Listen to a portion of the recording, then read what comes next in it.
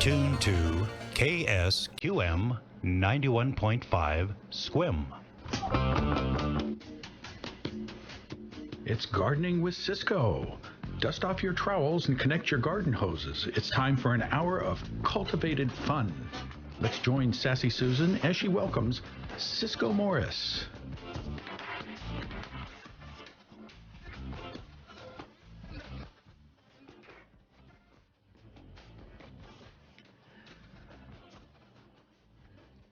Good morning, Ciscoe. How are you today? Hey, I'm doing great, Sassy. How about you? Well, I am doing just fine. It is a beautiful day here in Sequim. As I was driving here from our house, I looked to the south and I could see the beautiful Olympic Mountains. You know, if I used my imagination, I would have thought that I was in Switzerland. It was gorgeous. The sun was shining on the snow that's on the peaks. And then I drove past the local herd of draft horses and I thought, I think I'm in heaven. You live in paradise over there in Sequim. I'll tell you what, I absolutely love Sequim. It is so beautiful. Yep, it is great here. So what's the weather like in Seattle? That's a foggy mess. Mary's about to take the dogs out, and she's like, "Oh man, that's not," because I like clear weather. I'm not a fog person, So, but it looks like it's going to clear up pretty early today. I've got my fingers crossed. Yeah. I don't like those days that stay foggy all day long. Well, it's horrible. clear here right now. There are a few clouds, but man, when I was driving and I looked to the south and I don't know what mountain it is. I know that someone that lives here would know what the name of the peak is, but it was just fantastic. I would have thought I was looking at the Matterhorn. It was just so pretty. Oh, hey, how was Drive By Santa? Drive By Santa, I think, was quite successful. I really don't know the numbers of how many cars came by, but I didn't go through, but I think that they had a pretty good response. Oh, good. So, good, yeah. Yeah. So, 2 weeks from today, everything will be over. I can't believe it. What is today? Today is the 12th of, today, 2 weeks from today will be the 26th of December. Where has 2020 gone? I don't know. But what's exciting? What? But that means we're about 7 days from solstice. I know, and then the days get longer. Oh, that's so nice. I look outside at 4:15 or 4:30, and it could be midnight because it's so dark. But let's, we have a pretty good show set up here today. You're gonna talk about winter tree care. Is that true? Because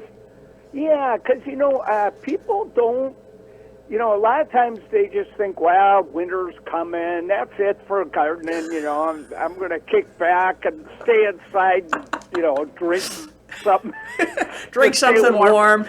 Yeah. So I just want to remind people, it's a good time. The leaves have fallen off almost every tree now, so you can go out and look at the shape of the tree and see if you got any branches that are starting to cross each other. If there's a branch that's sticking out and is going to knock people's hat off when they walk up to your door, this is a really good time of year to chop those things off, So great time to prune. You could take a third of the wood off a tree in winter. So that, of course, is this is the best time before new growth starts. And then I just want to remind people, if you've got plants in pots and the pots aren't that big, maybe you bought a tree you're going to plant and it's still in the nursery pot. If we get a really hard freeze, it's supposed to get pretty cold tonight. If we get a really hard freeze, talking in the 20s, a plant in a pot, the roots can freeze and it can kill your tree. So, you might want to move that in the unheated garage, something like that, and then bring it back out when it gets mild again. And then, or, you can just put compost around the pot and over the top of the pot, and that'll keep it alive. And then just always good to mulch over the roots of your trees. So if you can get some wood chips from the arborist or, some kind of mulch you like to use and put that over the tree roots, don't build it up on the trunk. Never let mulch go up the trunk of the tree. Always start a little ways away from the tree, because if you let mulch go up right up the trunk of a tree, you can get a rot going in there, or mice get under there and they eat the bark. So you don't want that for anything. Yeah. And then the only other thing I was going to say, if we get a really dry period in winter where we don't get any moisture, any rain for, a couple weeks, something like that, wouldn't it be a bad idea that even if you just got to fill up a big bucket of water, if you've got all your outside water turned off, and just water that plant one time, right when it gets mild again. Plants can't pick up water under about 40 degrees. Oh, but, huh. Yeah. So when we get a little warm period and it's been really dry, it doesn't hurt to water your plant. They'll make use of that. So it's a good thing to do. So just a little care of trees. The only other thing I say is I always look for widow makers. So if you've got those big conifers growing in your garden, like so many of us do, you can go out and take a good look up in the tree and see if any of these storms we had, these windstorms, knocked a big branch out or something. A lot of times they're totally loose, just sitting on other branches up there. And in the next storm, they could come down, and you might be seeing little Tweety birds if you walk underneath that. So you might want to take a look, have an arborist come out if you see a problem. Yeah, and we have a question that we'll talk about in a little bit. Someone wanted to know about an arborist, so we'll get to that. But yeah, you never know with the storms that we've had, and like you said, branches break off, and then they're kind of stuck up there, and they might end up coming down on top of you. That wouldn't be good. Yeah. That wouldn't be and good. you just don't notice them, but if you stop and take a good look, sometimes I'll even go out with a binocular and take a You good have hard trees that look are up that there. tall, huh? You need binoculars? Yeah.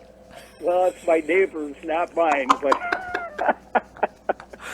Okay, well, before we get to the questions, this is the Ciscoe Stumper Question, and if you'd like to call in and give us the answer, call 360-681-0000.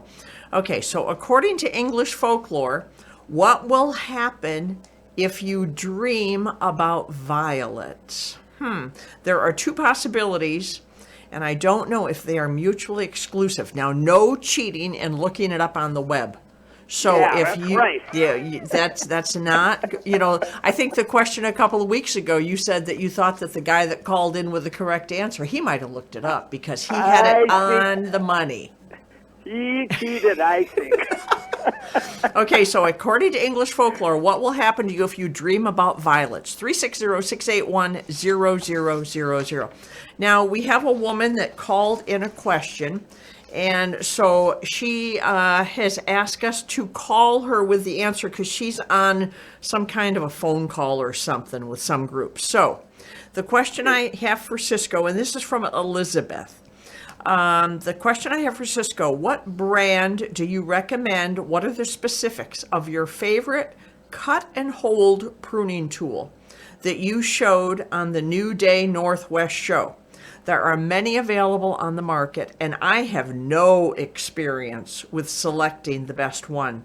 I would like to purchase one for myself and for my sister's 70th birthday, which is today, December 12th. Oh. We are both too old to bend over all the time. So she wants to know your favorite cut and hold pruning tool. And we'll write it down, and then our Linda will call her and give her the answer because she's not listening. Great. And just for people that didn't see that New Day show, and I've got a link to that right on the front page of Ciscoe.com. So I always put on the far right side, I put a lot of the videos and TV shows I do and everything. But that Cut and Hold Pruners, this really incredible pruner. They come in different lengths. Some, have extensions to them. But the one I love the best is about 3 feet long. And so you hold it with one hand. And the one I like is it's aluminum, so it's super light, but it works really well.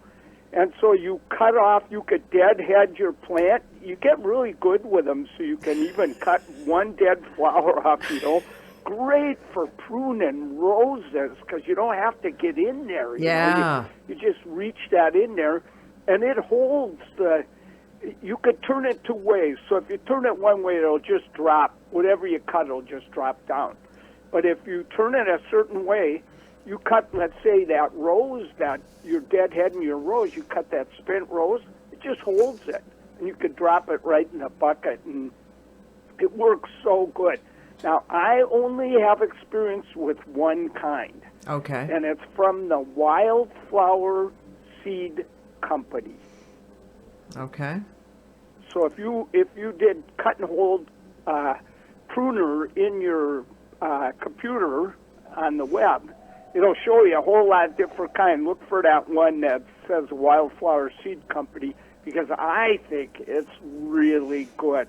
Okay. I've got a number of his, but and I met the guy at the Flower and Garden Show. He's from California, but I met him down in San Francisco. I was giving a talk for the California Flower and Garden Show down there.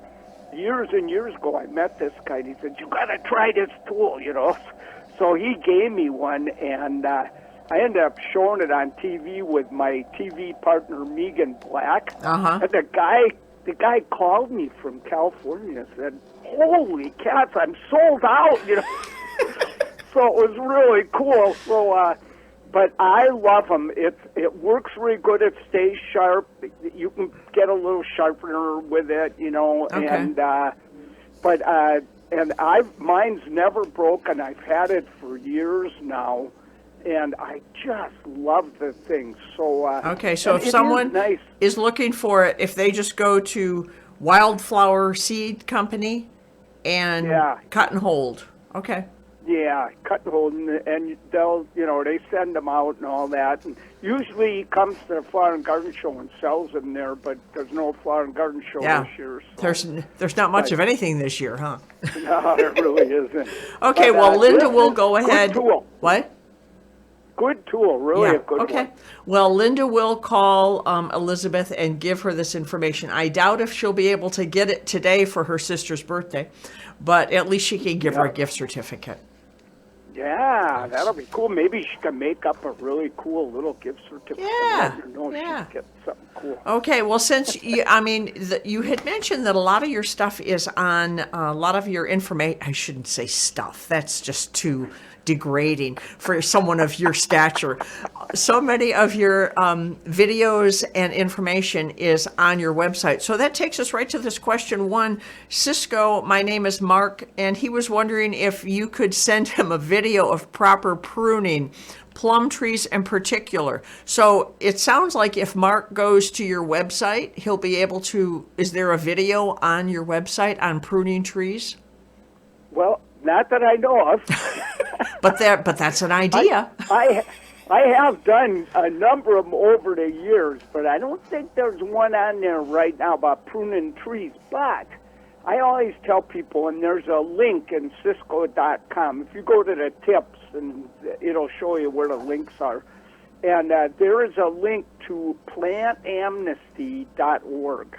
Okay. And Plant Amnesty is this wonderful nonprofit that has all this information, and they teach classes and do all these things to help people learn how to prune correctly. Mm-hmm. Because I'll tell you what, I used to do a lot of consulting. I don't do it anymore.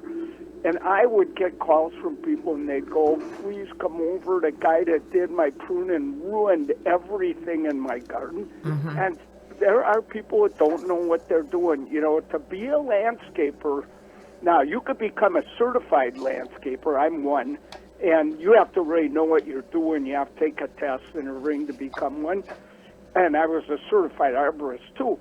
But just to be a landscaper, all you got to do is get a business license, get a pickup truck, and a wheelbarrow. You don't have to know what you're doing at all. And I've seen plants massacred. So this guy's doing the right thing, trying to find out how to do it. And they can send you all these great pamphlets for practically nothing from Plant Amnesty, and he'll know what he's doing. He may even decide maybe I'll take a course with these guys. And, so.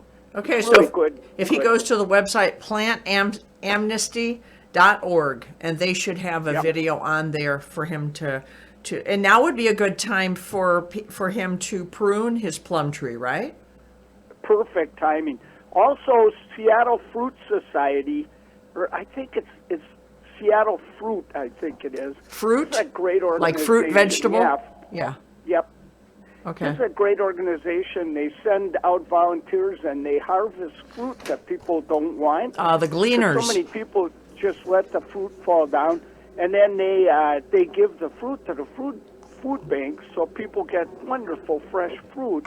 It's a great organization, and I did some videos on how to prune fruit trees for them. So I bet you if you go to I think it's Seattle Fruit, I can't remember. Maybe put in Seattle Fruit Society or something. Yeah. And I think if you find them, I bet you listed in their stuff is probably all those videos I made for them. So. Okay.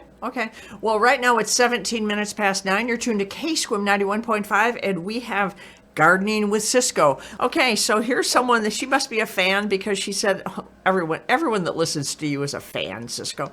On one of your shows, you talked about the Christmas box Sarcococa. So, how do you say that, Sarcococa? Did I get that right? Yeah, you said it perfect. Okay, yeah. I got one about 2 years ago, and I loved it. It smelled so good. Now, the problem was it was in bloom when I bought it, and it hasn't bloomed since. What do I do? What do I need to do to get it to bloom? This is from Julia. Well, Sarcococa is it'll be a plant of the week one of these weeks, because it feeds hummingbirds in wintertime. Ooh, that's what I want to do.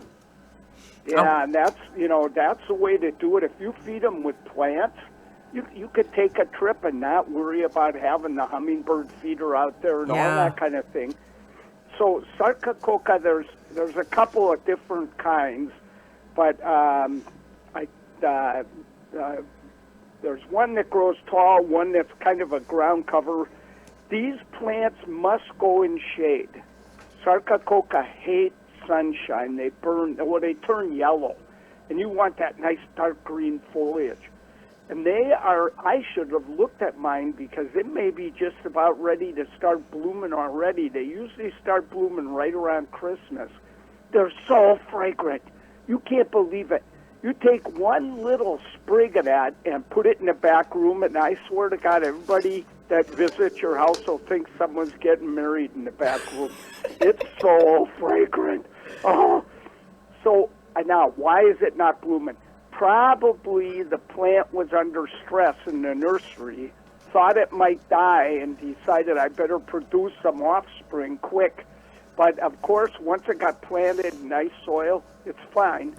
It usually takes 2 to 3 years before they start blooming. Okay. So my guess is that this person, you may actually see blooms this winter. If not this winter, I pretty much guarantee you'll get them next winter.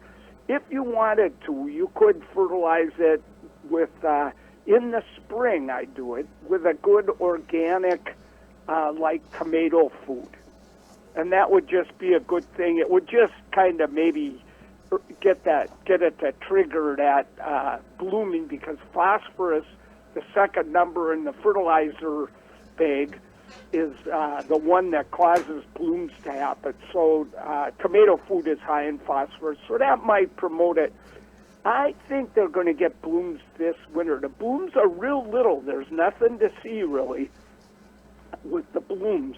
But boy, and it's funny, because hummingbirds cannot smell.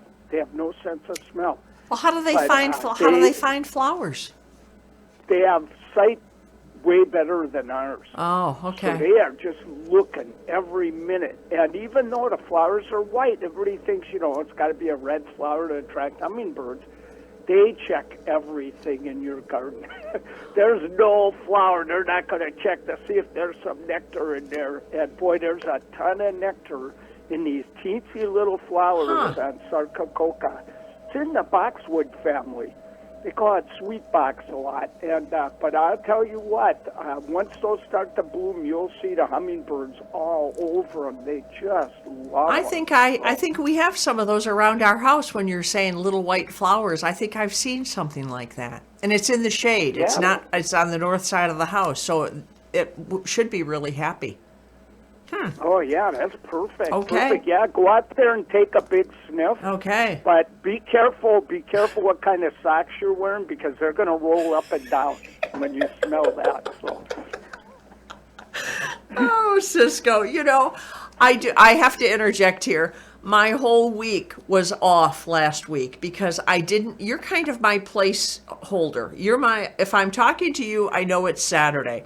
And I know for everyone out there listening, we're all in this kind of every day is the same. The days just kind of roll over. So all week last week, I was so confused because I thought I didn't have my time. I didn't have my Ciscoe time. So it's nice to be back in the saddle again with you. Well, I'm glad we're back together today. Okay. Before we get to the next question, I wanted to give our Stumper question. According to English folklore, what will happen if you dream about violets? So call 360-681-0000, and you are listening to the Gardening with Ciscoe show. So let's get on to the next question. Because we have so much moss in our yard, we seem to have as much mushrooms everywhere, and it's out of control. Is there a commercial spread or spray available at the local hardware stores that we can apply to rid or decrease these darn things? So I think this is from Bill. I guess he's talking about mushrooms in the yard. Yeah, a lot of people have a lot of mushrooms this time of year. Starts kind of, as soon as it gets moist in fall, they start coming up. And they're yearly things, and then there's spring ones too. There's a famous story. I had a next door neighbor, and she had so many mushrooms. And, they're parasitic, so they're probably like feeding, I don't know if parasitic's the right word, but they feed on things that are rotting or that are dead. So old pieces of wood, things like that, can get them going if there's an old piece of wood under your lawn and you don't know it. And but if you have tons of thatch, which is dead crowns and roots of grass that build up, if you have tons of that, they're feeding on that. My next door neighbor, she came over, she said, I got a big family reunion coming the end of the week, and all there is mushrooms in my whole lawn, And she kept pretty good care of her lawn, but she never got it dethatched. Oh. I told her, I said, it's the thatch in there, and you don't want to do that now. It'll look terrible when the people When the relatives come, yeah. Yeah, so I told her you could go out there with a golf club or something and just, knock them down any way you can, and they probably will rot out before the people come, or you could rake them up, and So she said, no, what can I spray on there or put on there? I said, there's nothing. There's absolutely no spray that kills mushrooms. Never has been, never will be that I can imagine. She walked away all frustrated. That I drive in that evening, late in the day after working at Seattle U, she's out there spreading something on her lawn. It was weed and feed. She was putting it down triple strength. And about the next day, all those beautiful golden mushrooms turned the ugliest black you've ever seen. And when the people came, the only thing that was really glowing on that lawn were those 100 million dead mushrooms that were the ugliest thing I ever seen. She should have taken the golf. She should have taken the golf club to him and knocked him off. Yep, even just raking it probably would have worked. So nothing's going to work. But for that person, I think you probably have a really big thatch problem out there. And removing thatch, you can rent these dethatching machines at rental yards. But let me tell you, it looks like an easy job, but it's weird. You go down, it's like they kind of look like a lawnmower, but they got these cutting blades underneath. And you go to the end of the lawn, you turn around to come back, and it's like the debris that it took out of the lawn is 4 feet tall. I know, I've seen it. Heck? Oh, my God. So it's quite a job. You can hire people to do this, too, you know. Yeah. And I think this person in the spring, if you can't do it now, you never want to dethatch or aerate or anything to your lawn when it's this cold. Yeah. You could still fertilize your lawn. But so anyway, next spring in March, when the ground has about the moisture of a squeezed sponge, that would be the perfect time to dethatch. And then, it's not going to get rid of all those mushrooms, I can tell you that much, but it'll help. It may make them, eventually, at least, you won't have so many. Won't have so many. Okay, so here's a little kudo for you. This is from Ingrid. What a wonderful garden you and Mary have. My husband and I had the privilege of seeing it this summer when you had, and it must have been last summer maybe, when NPA Garden Open Day. Was that this? That was actually this summer. Oh, was it? Okay. Everybody had masks. Okay. I saw you had many lobelia tupas. I bought one and put it in a one garden pot, and it grew bigger but didn't flower. So I wanted to try to overwinter it. No, I don't have a greenhouse. So is there any other way? Do you leave yours in the ground? I tried it once and it died. So what can Ingrid do? She said wonderful things about your garden, so we need to help her. She's getting an extra good answer for that question. Well, hey, okay, Lobelia tupa are quite hardy here. They're from Peru. They are the coolest looking plant you've ever seen. In fact, I'm looking out at some that I haven't cut down yet because the birds eat the seeds after the flowers fade. But they get over 6 feet tall. Wow. I've got some that are over 8 feet tall, and they're a perennial. They'll die to the ground, and they come up with these green leaves, and then on top of the about 4 feet tall green stalk, then you get this flower stalk that goes another 3 or 4 feet up, covered with these spectacular red flowers, trumpet-shaped flowers that hummingbirds are so crazy for. They go gaga over them, and it's like the minute they start to bloom, they're there. Now, it's funny. The first time I planted Lobelia tupa was years and years ago when nobody even had heard of them yet. Somebody gave me one, and I put it in this one spot in my garden, and it was too shady, and it actually moved to the sun. It said underground stems. It came up where it wanted to grow. But I don't know that I'd plant it right now because that could be a little iffy with the cold weather coming. So with that plant in that pot, it's better off outdoors. So leave it outside, but put it in a box if you've got a box or something, or just a spot where you can put it, and cover the pot and the top of the pot with compost. So that way, and the plant, don't totally cover the top of the plant too hard, just a little bit on top. But you just don't want those roots to freeze in real cold weather.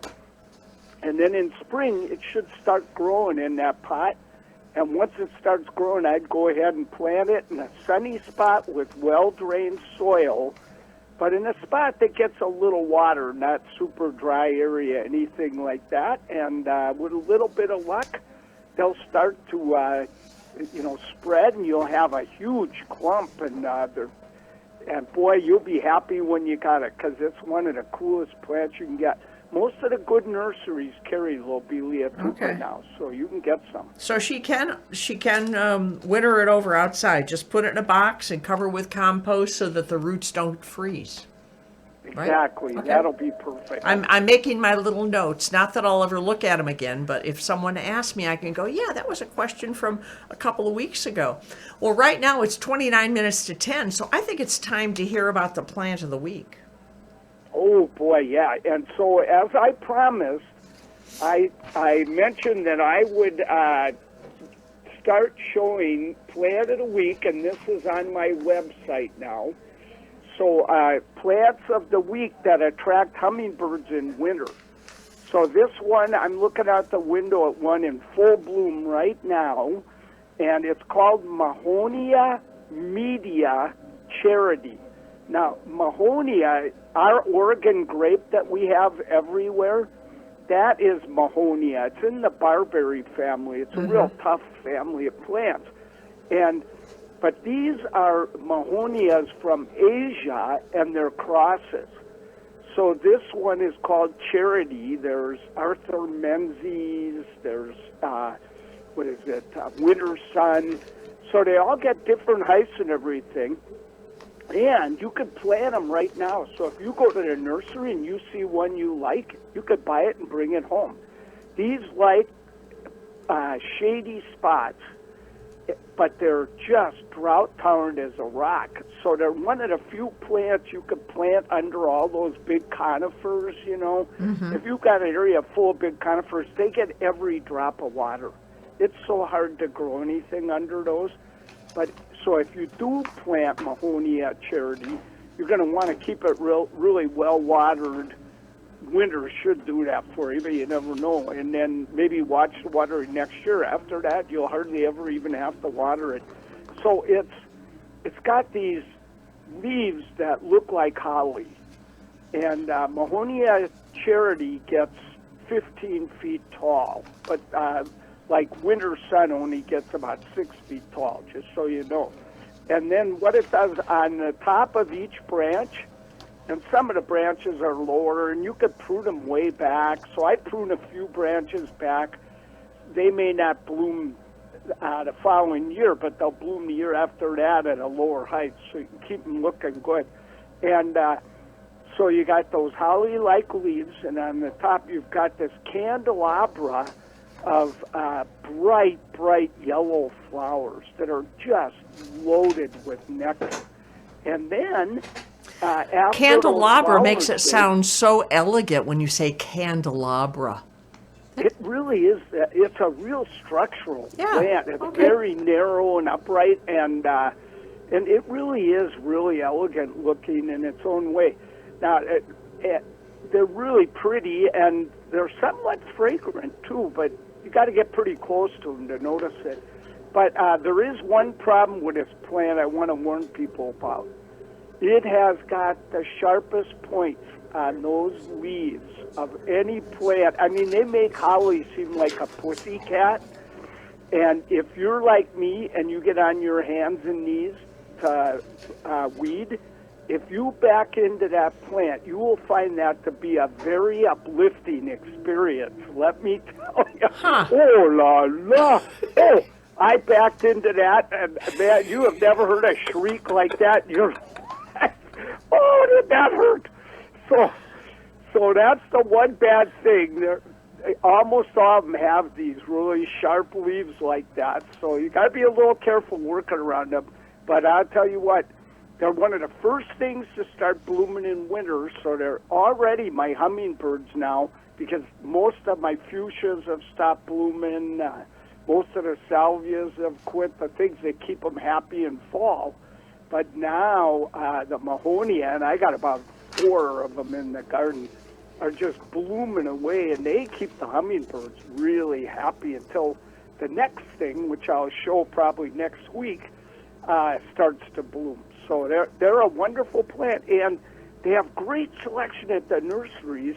So you can, really pick the one you want that has the flower color you like. There's slight variants. Okay. Well, I was just handed a piece of paper about the Stumper Question. And the Stumper Question is English folklore, what will happen if you dream about violets? And so I have gotten my pay for the next 2 weeks because we have someone listening from England. Wow. London. Oh, cool. Yes. Wow. Yes. Wow. Hi, Ciscoe. We too. This is from Diane and Robert. Hi, Ciscoe. We tune in every Saturday afternoon. Yep, it's Saturday afternoon in London right now to hear your fabulous gardening program. Now, I mean, isn't that this is amazing? We are listening from London, and the weather environment here is vastly different. But we love to hear you banter with Sassy. Okay. Here's your answer to your Ciscoe Stumper question. Simple. Violets symbolize love and affection. So that's from Diane and Robert, listening from London right now. Oh, Isn't well, that... Diane and Robert, yeah. that is so wonderful. Okay. I'll tell you what, I love England. I go to the Chelsea Flower and Garden Show sometimes. I've seen almost all the great gardens. I hike in Cornwall. I love England with a passion. So. Okay, and then we also have someone listening from Glendale, California. We are going to be so famous, Ciscoe. The TV stations are going to be contacting us pretty soon, I can tell. Okay, if your dream involves violets in any way, please try to remember the overall context of the dream. The violets are a signal from your unconscious mind that you are thinking about the subject of the dream with great accuracy and righteousness. I do this all the time. So this is David from Glendale, California. Wow, those are some pretty I inspiring ones. I know. And then we have Brandon from Port Angeles. Don't know about violets, but dreaming about white lilies means that someone has or will soon die. Trains are another symbol of death. I think it's better to dream of violets or maybe roses. Violets, I guarantee if you dream about violets, no one's going to die. So just dream about those. Okay, so if you have any input of what violets mean according to English folklore, and you know the people that texted in from London, I think that they're probably they should know they're there. But they're right English in there, folklore, what will happen to you if you dream about violets? So those are the three calls that we've gotten so far. All right, so are you ready for another question? I am ready. Okay. I haven't been stumped yet. Okay, this last spring I was watching you on TV, as I always do, and I thought you said in early spring you cut your perennial fuchsias to the ground. I cut mine back, but not that far. Some have gotten so big they don't look good. My Delta Sarah got so big that with the rain in October, it fell over. Do you cut them to the ground? This is from Ingrid. Okay, Ingrid.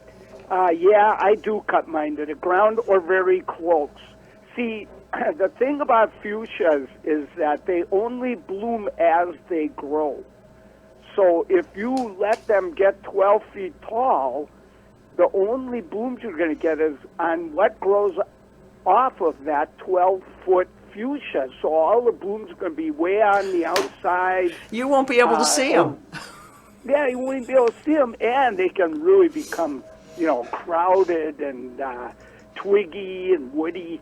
So, yes, I do prune all mine down. Now, the kind with the smaller flowers, those come from, like, Chile and Argentina, and those are so hardy because they come from cold areas over there.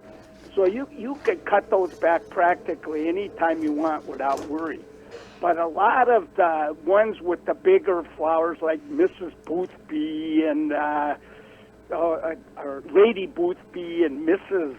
Potter or whatever. So I have a whole bunch. Aztec, they're so cool. They're big flowers, but they're hardy. But they're not as hardy. So what I do with those is I definitely don't cut those back till spring, and not until I see new growth start to form near the base. When I do, I usually cut them to about 4 inches, or sometimes all the way down to the ground, but usually to about 4 inches. And they grow back just spectacular and bloom starting usually in May or early June all summer long. In fact, I'm looking out the window right now, at one that's blooming right now out in front of me, and I already have seen a hummingbird go to it twice since we started this show this morning. So yeah, they can really perform well, and keep them well fertilized and moist. That's the key. Keep that soil a little bit moist, and boy, they perform. Okay, well, I hope that gave some good information about fuchsias. Now, we need some tree advice. Oh, right now, let me refocus everyone. It's 19 minutes to 10. You're tuned to KSQM 91.5, and this is the Gardening with Ciscoe show. Hi, Ciscoe. I need some tree advice. I have 3 trees in my yard growing very close to each other. 2 fir trees and 1 cedar over 30 years old. They need to be severely pruned, cut back, or removed. How do I go about finding an arborist on the Olympic Peninsula? This is from Sherry in Port Hadlock. Oh, okay, Sherry. I know that there's good certified arborists out there, and you only want to go with a certified arborist. I noticed how you meant certified. Yeah.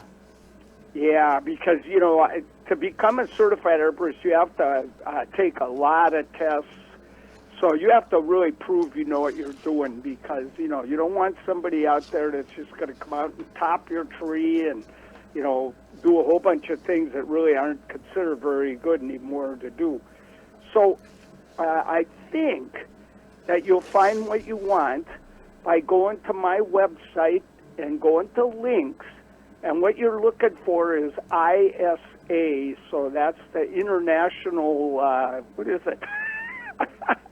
I can't think what it means right now, but anyway, ISA will be, it is the official website for certified arborists. Okay. And so you can go there, and then they have a whole huge list of certified arborists in there. And so you can go through, and I'm sure there will be some over there on the peninsula that you could find that, and you could pretty much count on, if you get a certified arborist, you could pretty much count on this person know what they're doing. Now, there is one thing I sometimes say. So I did some tree pruning and did that work, but then toward the end of my certified arborist career, I did more just giving advice about trees. And you can go to one of those people that are more, I'm trying to think of the word, but they give advice anyway, if you want, because they're not trying to sell you on removing a tree or anything. So they'll come out. They're not super cheapering, but you got the straight scoop from the person on what to do, because they're not making any extra money by having you cut down a tree. Okay. And so a lot of times I will use consultants. That's the word I was looking for. You can hire a certified arborist consultant, and they'll come out and give you the straight scoop. Then you'll have to fork out some bucks if they tell you, you better get rid of one of these trees. So it's overcrowding the other one. So you go to your website, Ciscoe, CISCOE, is it com? Yeah? Yeah, okay, .com. Ciscoe.com, and go to links and make sure I've got this right. ISA, like India Sierra Alpha, right? Yep, that's okay. it. My military Society of Arborists. Yeah, okay. International Society. That's what that stands for. Okay. Yep. Yeah, and I want to add one thing. There's no ads or anything on my website. I'm not trying to make money with it. I just, Mary and I do it. Mary's the brains behind this outfit here, and she does this website really well. And so you're not going to get any ads in it. Just trying to help people garden better. That's all I want to do. Just information for all over the world. I'm still kind of trying to recapture that we have someone listening from London. I think that is so cool. I do too. That was really exciting. Okay, so now here's a question. This has to do with hummingbirds. I picked it particularly because of that. This is from Angela in Squim It looks like I see Pam and then I see Angela. So I don't know. Maybe she has two names. But she does live in Squib. I have a question about willows. Is it okay to start cutting them back now? All the leaves are off them. My weeping willow is showing signs of disease and fungus. Conks, C-O-N-K, are just starting to grow at the base. Is it too late to save? But here's the clincher. This same willow has also become the Hummingbird Hotel without feeder enticement. I have counted up to 5 males at a time hanging out in soft moss all winter. I don't want to hurt the little buggers, nor do I want my lovely tree and their digs to go away. I just purchased this place 5 years ago, and I've learned a lot, knew a lot more than I thought I did, and I have colossal screw-ups, as such is life. I hope you can help us. Thank you. So what should we do? What should she do with this weeping willow? Okay, so this is the perfect example. It's wintertime now. It's a good time to prune willows because the sap's not flowing, because okay. boy, oh boy, I cut a branch off a willow in summer once, and it almost, the sap came out like a fountain and almost knocked me off the ladder. I couldn't believe it. So, if there are dead branches up there, you want to get those off because there are quite a few diseases attacking willows, but willows are remarkable about being able to survive with lots of disease problems. But the key thing is you want to get off any branch you know is dead. Now, you may have to wait till spring if you can't tell which ones are dead. But usually if you scrape the bark and it's brown under there, that's a sign you can cut that branch off. So remove any dead branches and dead twigs, anything like that, or hire an arborist to come out and do that work. And then I think just make sure it gets adequate water at all costs. Willows need adequate water. They cannot take drought at all, and that'll cause really severe problems. And basically, I would not spray this tree, but I would sure rake up any leaves that might have disease. Get them all raked up the best you can. Get them out of your garden. Don't compost them. Don't do anything like that. Just get them out of there. You can send them to the recycle, composting facilities because they can break down those spores in the process. But so get those out of your garden. Don't spray. You don't want to spray something that might hurt those birds. And basically, I suspect if you take as good care, prune every winter, and make sure it stays well watered, I think that willow will live for years and years. And it may have parts of it that have to be removed. And you can always plant a new willow a little ways away just to be safe, But I think your willow will keep going for a long time. Just the fact that, Ingrid, you care so much, that means you're going to put the energy in to keep that tree alive. Well, now, in this message that she sent, she said conks, C-O-N-K, are just starting to grow at the base. What is a conk? I'm thinking that what she's referring to now, they may have conks. Sometimes what happens is an insect gets into a tree or something, a disease gets in there, and what sometimes a tree will do is it'll grow a whole bunch of tissue to try and maybe cover up the insect or to recover from the disease, and you get these big bumps on trees. Like a burl. And, yeah, like a burl. And people that do woodwork and stuff, they love those things because they look really neat. The wooden sides got all kinds of kind of swirly, yeah. Yeah. Now she may be referring to cankers, and cankers are not a good thing. You'll see a kind of a shrunken area on the tree, and that means disease is getting in there. And there's probably not a whole lot you could do about that. But the thing is, trees can live with tons of cankers as long as they don't all interconnect all the way around the trunk. Because if they did that, then it would kill everything. Kill the tree. But, okay. Yep. Well, if Pam is listening, maybe she can give us an update next week, because a conch is different from a canker. Yeah. Okay, this is from Jackie. She wants to know, is it still okay to plant late spring blooming tulips? Oh, yeah, you betcha. You betcha.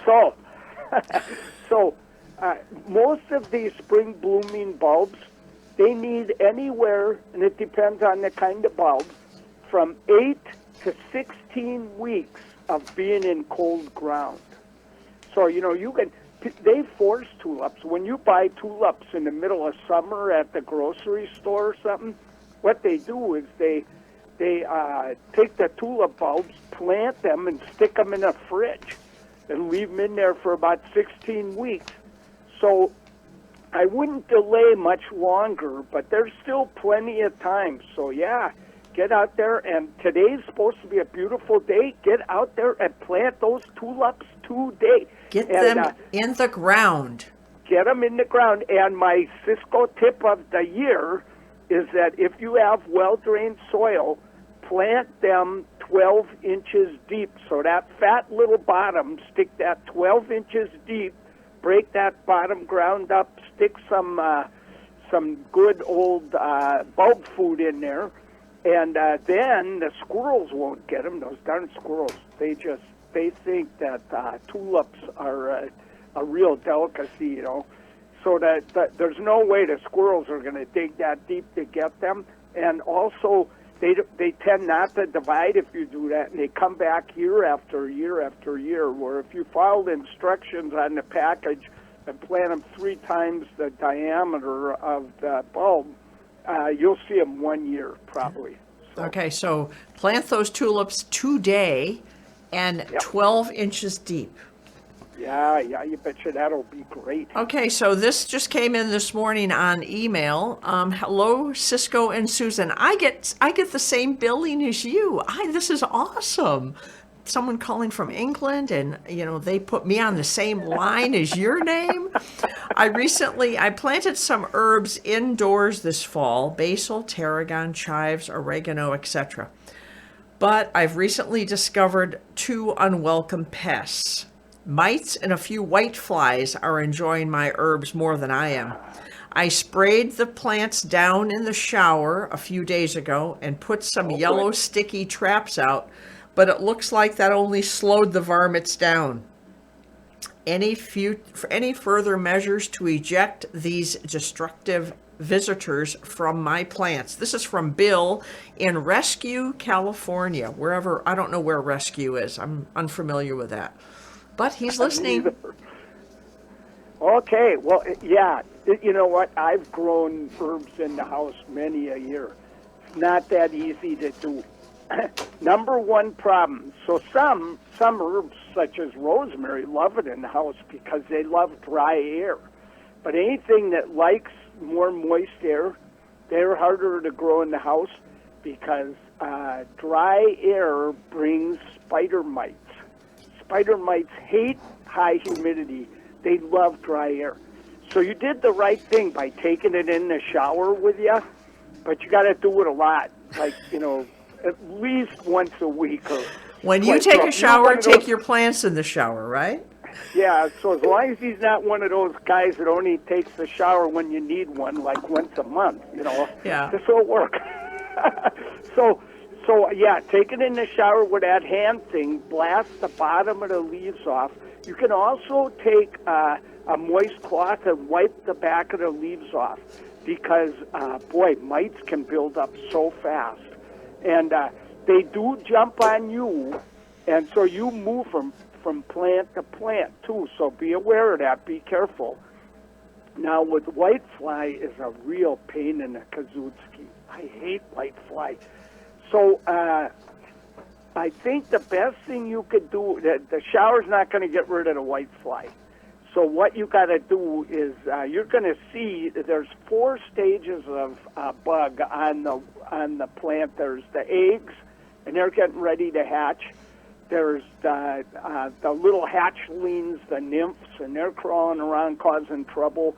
Then they go into this pupa case that you can't kill them when they're in the pupa case. It's almost impossible, and they're really thin and right against the leaf. And then finally the adults that fly around like moths when you walk by. So what I would do is I would just constantly, 2 ways you could go on this. You could take rubbing alcohol and try and rub off anything you see on there the best you can, and that might work. But the other thing is you could take it outside on a mild day and, don't keep it out there for too long, but spray it with neem oil. So neem oil is from a tree. They squeeze it out of the fruit of a tree called an azadactyrin, and it comes from India. And so the neem trees, you see them when you go to India, and they've been using them for centuries for pesticides and everything, but it's in toothpaste, so it's very safe. It's just vegetable oil, and you'll be spraying that on there. I would do it as often as it says you can on the label, and between trying to use some Q-tips to wipe them off with rubbing alcohol and spraying with neem oil, I think you can keep the problem under control. Okay, well, that looks like that's been very helpful. This was just handed to me. This is someone, Susan. This person must be a wonderful person because we share the same name. And she's calling from Portland. And she said, first, I love this program. We're getting so many kudos today, Ciscoe. I think it's because of you, Sassy. Oh, I don't know. I'm surprised they even mentioned me on these. No, you're the knowledge, I'm the fluff, Thank you for making my weekend, Susan said. Now, her input for violets, for the Stumper question, the color of violet represents calmness and spirituality. So dreaming of violets should certainly be a good dream to have. So that's Susan. And it was also, I was informed that Rescue California is in the middle of California. So now I've learned where Rescue California is. Cool. Yeah. It's nice to know someone's listed right in the middle of California. I know. Well, let's see. We have to do where is it? We have to do a station ID to comply with the rules of the air. So here's Rick Perry. You're tuned to KSQM 91.5 SQM. Okay, it's 1 minute past 10 right now. I'm Sassy Susan, and on the air with me, I have Ciscoe. You are tuned to the Gardening with Ciscoe show. And we have a few, do you have time for just a few more questions, Ciscoe? Sure, yeah. Okay, this one... Hello, I have a question. I can't find an answer, but I trust Ciscoe knows. Ciscoe knows all. I'm gonna start bowing down to you, Ciscoe. Our house came with what I think is a sensation variety lilac shrub. It started growing water sprouts like the nearby fruit trees in the past couple of years. I'd say clay, right? But, okay, last year, see, I'm learning so much from you just by osmosis. Last year, I pruned them off and they came back again. It gets good sunshine, and I rarely water it except during extreme drought and never fertilize it. It has not bloomed prolifically the past couple of years either. I started to prune them today and stopped, thinking, maybe I should ask Ciscoe first. Is this lilac in decline? I certainly hope not. The flowers are lovely.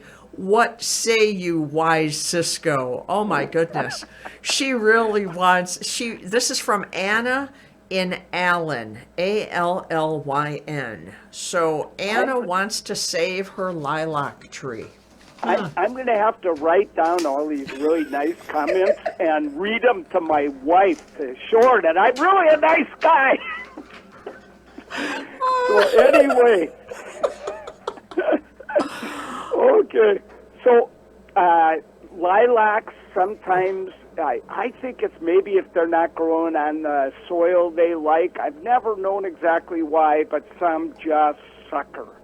And the best thing you could do when they start to sucker is buy a really good lopper, because you are going to be cutting these off for the rest of your life. Eat your Brussels sprouts and keep cutting those sprouts, because you are going to live for a long time with all the exercise you're going to get. There's not a darn thing you could do about these things.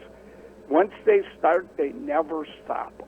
So that's the way it is now. It could be that lilac is in pretty heavy soil, and that might be why it's not blooming that well and suckering so bad. There's not much you're going to be able to do about that unless you want to transplant it, which you could in the wintertime to a better spot. But once they start suckering, even if you move them to a good spot, they're going to keep doing it either way. And there's sprays that they advertise. They don't work. Take my word for it. So there's no good answer to that, but it might not be. Now, make sure that lilac's in really good sunshine. One thing that keeps lilacs from blooming is lack of sunshine. So the more sun they get, the better. And you can prune those suckers off any time you want. You could do it. In fact, you'll probably be doing it during summer too. Even if you cut them off now, they'll put up new ones, and you might want to just cut those down too in the summer. But one thing that'll really help make your lilac bloom better is prune it right when it's done blooming. So, because lilacs, they always get too tall, and the next thing you know, those flowers are way up there where you can't even smell them. You can't cut them for bouquets. So what you want to do is right when they're done blooming, you cut down a couple of nodes on every little branch that had a flower. So you want to cut the old flower off and cut it back a ways.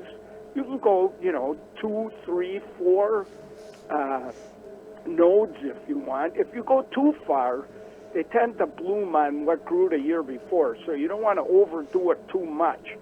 But so if you do that, you're gonna get flowers lower. You're gonna keep the plant low, and you're not letting it go to seed. Because if the lilac goes to seed, it goes, hey, I did my job.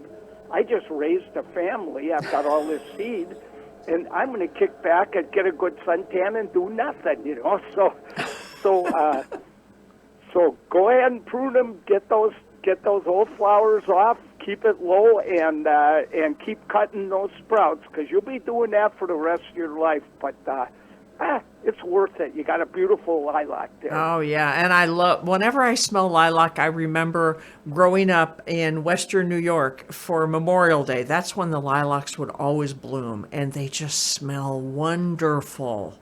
Yeah, we had a lot of them in Wisconsin, where I grew up. Uh-huh. And in Wisconsin, and New York, those places, lilacs actually bloom better than they do here.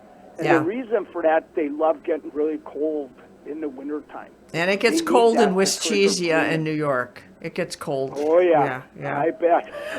Well, I did want to say, I just looked up, Allen is located on the western shore of North Bay region of the Case Inlet of the Puget Sound. So that I learned something else, where Allen, Washington is. And that's where that woman lives that called in. Okay, let me see. I have this is from Bob. I have an approximate 10 by 10 foot area under a tall maple tree that in spring is a carpet of pink and blue Spanish or French bluebells. By late spring to early summer, they wilt and die back, leaving the area pretty ugly. Can you recommend something I can plant there that would be compatible with the bluebells and continue to look nice through the rest of the summer? And that's from Bob. Okay, Bob, and the first suggestion I have for everybody listening, don't plant those things. Those Spanish bluebells just spread like nothing you've ever seen, and they're gorgeous when they're blooming. But then you got to live with that old foliage just dying back, You can weed eat it down, you can do anything. They'll be back they don't care, but but it's a tough thing to deal with. You can't get rid of them. We had tons of them at Seattle U, and there were certain areas I just didn't want them. I tried everything, couldn't get rid of them. So, yeah, Bob, that's the perfect thing to do, to plant things to hide that. So I'm guessing that it's probably a semi-shady spot, but they will grow out in full sun as well. So my recommendation would be to use some ornamental grasses. So, and I'd mix that with other things. So if it's a shady spot, I think I would use some of these golden ornamental grasses and carex. So, what is that new one that I just love? I'm trying to remember the name of this thing. There's a bunch of neat ones anyway. Some of these carex now, I think it's Everillo. Carex Everillo is this golden carex. Gets about 3 by 3 feet. It's evergreen. It is absolutely gorgeous. So that would look so beautiful with those Spanish blueberries, bluebells, while they're blooming. So put a bunch of those. Put some, if it's sunny, use different kind of ornamental grass. The golden ones don't like too much sun. And then mix in there, you could, if it's shady, go ahead and put things like hostas in there, because that'll cover up. Those cover everything. They are the best weed control I've ever seen. If it's sunny, you could put in, what would look really great? You could put in some evergreen, broadleaf evergreens. There's a whole bunch of Linisras. These are honeysuckle shrubs. You could use Nandina. So just, maybe a few conifers in there.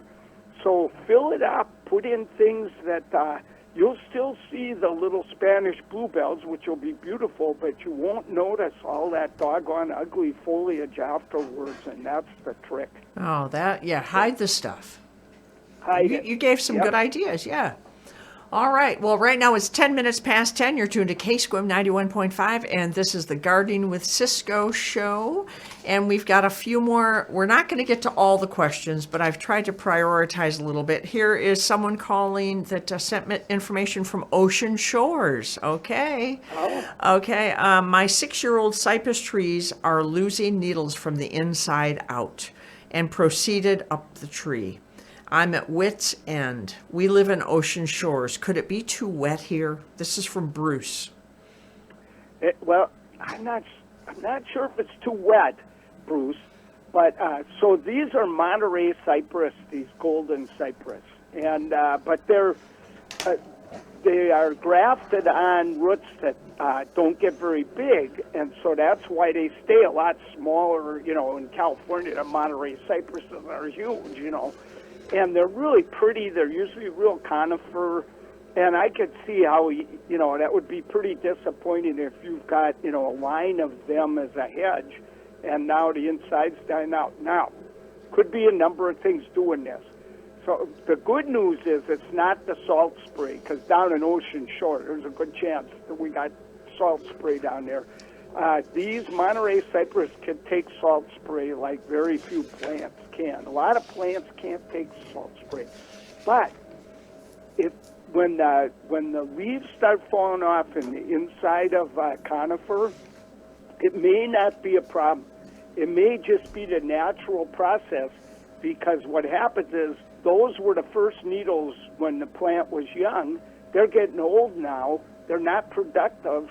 So the tree just gets rid of those, and it replaces them with ones out on the end of the branches where they get more light and everything. So it could be just a natural process. However, it sounds like this is going on way more than normal. So if these are growing on poorly drained soil, this could be causing a root rot. And if you're getting a root rot, it's the same thing. It could be you're just not watering them enough, too, because either way, if they can't get enough water, they get rid of as many leaves as they can, because leaves require water to do their functions. And also, they let water go. They have little pores that let water go, transpirate. So the tree may be doing that to make up for that. Now, if you've been watering regularly and this is happening, then my feeling is that these are growing on bad soil, and with all these winter rains we get, it might be rotting the roots. So if you have been watering, if you haven't, up the watering on those. But if you have, then go out there today. Might not be a bad day, or well, it'd be better after a rain, a couple of days after a rain. And we do have rain coming, so. Yep. So he'll be able to go out and dig, and if the hole just fills up with water and it's just saturated, that means that it's staying wet all winter long. That soil like that, it's going to rot the roots, and the tree's acting like drought because it's not being able to pick up the water it needs. If that's the case, you need to dig those out over the winter and put them on a raised bed. So somehow or other, you got to go out and buy some soil, good soil, and take your time, find good stuff, and then build a big berm, or you could put, you could put stones to hold it up, whatever you want to do. But you got to get 2/3 of those roots out of that schlecky soil that they're growing in. And if you just build a berm, it better be at least 3 feet wide so the roots have some room to stretch out. The roots will keep growing in the bad soil, but they'll be right on the soil surface. But so you can keep them alive. Now, if the soil's not too bad, but it's pretty heavy and hard to dig in, you may be able to keep these alive by watering really careful in the summer, and they may just adapt to those conditions. So it's kind of a which way you go is a challenge, but I think you could save those either way, and they're so beautiful. They just cheer up the winter with that golden foliage. So good luck. Yeah. I hope you well, can you've given Bruce some good information on saving his cypress tree. Right now it's 15 minutes past 10. Let's do one more question, and then we can you can give the answer to your stumper question. All right. Because we've got listeners. I was just looking: London, Rescue, California, Allen, Washington. We have all these people that are listeing.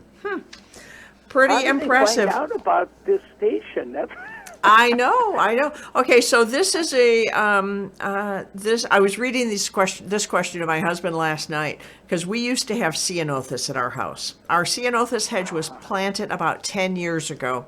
It has gotten unsightly. Growth on top, no leaves halfway down. If we prune it way down, will it produce new growth? Thank you for your help. This is from Paula. Well, if I was over there at Paula's house and consulting, I would give these two choices. You can, if you want to, if you're willing to live with the ugliest thing you've ever seen in your life, you could cut this ceanothus. Quickly, I should tell people what ceanothus is. If they don't know, we call it California lilac. Most of them come from California.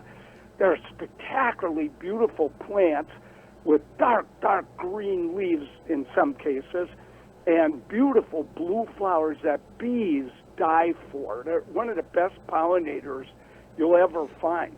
So she could try cutting them down at least 2/3. I'd probably cut them to 6 inches if I was going to do it. And it sounds like this is a big hedge. So you'd have to live with, these ugly stumps. And if you're lucky, I would cut them down in June when they're done blooming. If you're lucky, by about mid-August, you should see them starting to grow back pretty good. If you're unlucky, then they still won't have started growing back at all. And probably you're not going to be able to stand it any longer, Paula, and you're just going to dig them out. Personally, I think if you plant ceanothus and you want to keep them low, you got to prune them right from the start. They don't like being cut back to dead wood. So I would probably take those out, start over with some kind of new hedge, but I would definitely plant a new ceanothus because they're so wonderful and they're so important to the bees. So, Paul, you should plant one somewhere in a nice sunny spot with good drainage in your garden so that as a present for the bees, and then you'll have to make a new hedge. So does ceanothus have a lifespan? I mean, after a certain number of years, they they live forever. No, they're considered a short-lived shrub. And, I'm sure down in California where, they don't get much rain and probably have really well-drained soil, they probably live a pretty long time. And I've had some for quite a number of years. But no matter what you do, eventually they get leggy and certain types. One of the best for our area is called Victoria. Victoria just keeps growing right from the ground, so it stays real green. They're fairly easy to prune. But if Paula, if you have like Dark Star, which is so beautiful, you can't believe it. Just dark foliage, dark blue flowers, so many bees on them. Sometimes moms with their kids walking down the street, cross the street, walk on the other side. They're terrified. It's just yeah. So yeah, other mothers bring their kids over and show them. Yeah. So. Yeah, our ceanothus, we ended up pulling it out. It was not doing well, and it was ugly, so we just moved on. So. Yeah, and you know what? I never feel guilty for doing that, because the way I look at it is, you got your garden there and you want it to be beautiful. Mm-hmm. I have a lot of people, they feel so guilty about pulling out a plant, but if it's not performing and doing the job it wants, you can always offer it to a neighbor that likes to save plants. Yeah. And, no, I'm for changing things and taking things out. And no, but you're right. Ceanothus they have a pretty short lifespan here. Some people consider them only a 7-year plant. I'd say a 15-year plant in the Seattle area. All right. Well, right now it's 20 minutes past 10, and Ciscoe, we are, drum roll please, we need to know, what is the answer? According to English folklore, what will happen if you dream about violets? So according to English folklore, if you dream about violets, there's two things that might happen to you. Either you're going to receive a fortune, which would be mighty nice, or, and I'm not sure if they're mutually exclusive, you're going to marry somebody that's younger than you are. So if you get both of these things, you really hit the jackpot. Yeah. So maybe you're going to marry a really rich person that's younger than you. Yeah. Oh, that would be. When our boys were getting ready to get married, my husband would say, "You can marry more money in 10 minutes than you can earn in a lifetime." You never know. So hey, and I don't know if they gave you a choice, it would be hard to know which to go. I mean, if you're really in love with this person younger than you, even if they're poor, you're poor, I'd choose that one. I'd marry him. Yep. And I did. Well, it's 21 minutes past 10. You're tuned to KSQM 91.5. I think that it's time to tie this up, Ciscoe. We still didn't get to all the questions, but we'll just do what we can next week. So do we have a date for next Saturday? Do I have a what? No, do you and I have a date for next Saturday? Yeah, of course we do. I wouldn't miss it for anything. Okay. No way. Okay. You're my place card holder. You keep me oriented on what day of the week it is. So for all you listeners out there, tune in next Saturday at 9 to, we're not real precise here. It's 22 minutes past 10, so we went past the hour, but we had some really good information to talk about. Oh, great question. So that's what happens when you have community radio. You don't have to answer to the big boys. Yeah, that's nice. Okay, well, Ciscoe, I will talk to you next Saturday, and you and Mary have a wonderful weekend. Yeah, you too, Sassy. Wonderful talking to you, and everybody, thanks for tuning in. See you next week. Thanks. Bye-bye. Bye. All right.